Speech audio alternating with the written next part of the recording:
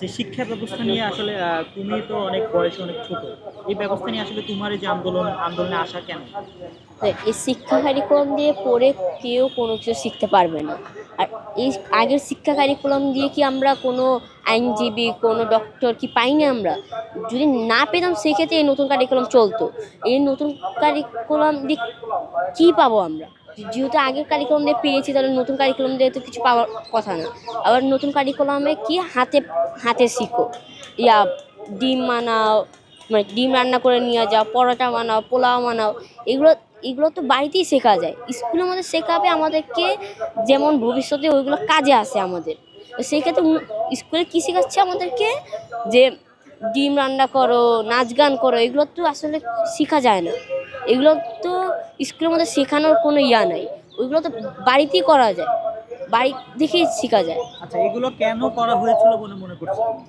এইগুলো আসলে দেশকে মূর্খ বানিয়ে, যেমন দেশের বাইরে থেকে, ইন্ডিয়া থেকে যেমন ইয়া লোকজন এসে যেমন দেশের মধ্যে চাকরি করতে পারে, আর দেশের লোকজন যেমন মূর্খ থাকে, সেই ক্ষেত্রে এই কারিকুলামটি বানানো হয়েছে।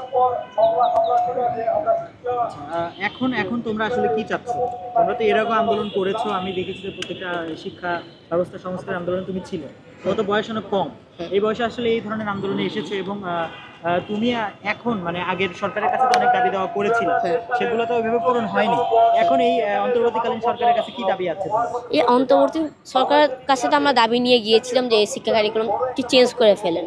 তিনারা চেঞ্জ করেছেন। এখন আমাদের দাবি হচ্ছে গিয়ে একটি ভালো শিক্ষা কারিকুলাম যেভাবে যেমন আছে, যে কারিকুলাম থেকে যেমন আগেও যেভাবে আমাদের আইনজীবী, ডক্টর পেয়েছি, ইঞ্জিনিয়ার পেয়েছি, যেমন এই নতুন যে কারিকুলামটা আনবে ওই কারিকুলাম থেকেও পাই।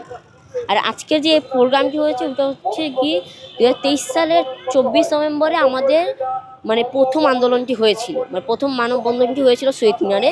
সেই ক্ষেত্রে এই 2024 সালের নভেম্বরের 24 তারিখে সেক্ষেত্রে আমরা এখানে মানে 1 বছর হওয়ার কারণে আমরা এখানে এসেছি।